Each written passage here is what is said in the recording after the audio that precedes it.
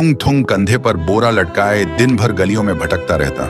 इधर उधर पड़ी प्लास्टिक की बोतलें और पुरानी चीजें उठाता रहता। फिर शाम को उन्हें बेचकर 2 वक्त की रोटी कमाता। थुंग थुंग अपनी बीवी और बच्चे के साथ एक टूटी हुई झोपड़ी में रहता था। गरीबी इतनी थी कि कभी कभी नमक रोटी भी नसीब नहीं होती थी। भूख मिटाने के लिए पेड़ों के पत्तों का सहारा लेना पड़ता। फिर भी थुंग थुंग ने कभी चोरी का सहारा नहीं लिया। एक दिन थुंग थुंग थका हारा श्मशान के पास बैठा था। शाम ढल चुकी थी और हवा में जले हुए लकड़ों की बू थी।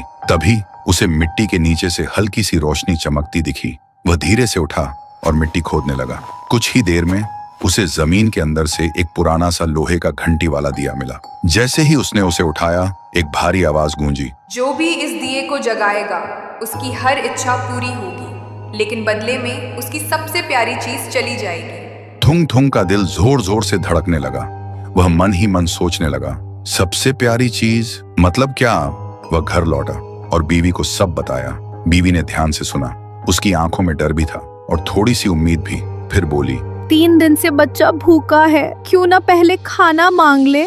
थुंग थुंग ने कांपते हाथों से दिया जलाया और धीरे से बोला, हे दिए, मेरे भूखे बच्चे के लिए अनाज दे दो, बस पेट भर खाना दे दो। अचानक पूरी झोपड़ी अनाज और रोटियों से भर गई।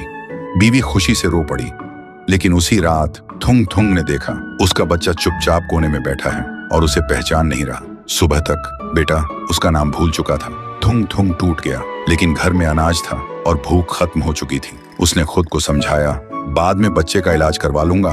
फिर उसने सोचा, एक और बार इस्तेमाल कर लेता हूँ। इस बार उसने मांगा, हे दिए, पक्का मकान और दुकान दे दो। पलक झपकते ही टूटी झोपड़ी की जगह एक सुंदर पक्का घर बन गया और बगल में भरी हुई दुकान खड़ी थी।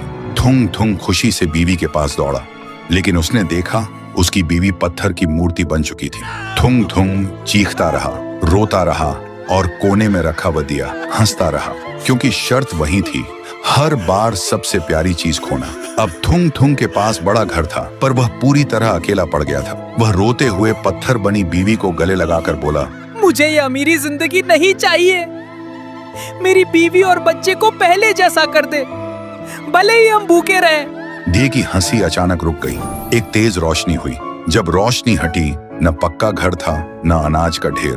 फिर वही पुरानी टूटी हुई झोपड़ी थी, लेकिन सामने उसका बच्चा खेल रहा था और बीवी मुस्कुरा रही थी। थुंग थुंग ने सुकून की सांस ली और उस मनहूस दिए को वापस श्मशान ले जाकर मिट्टी में हमेशा हमेशा के लिए दफना दिया।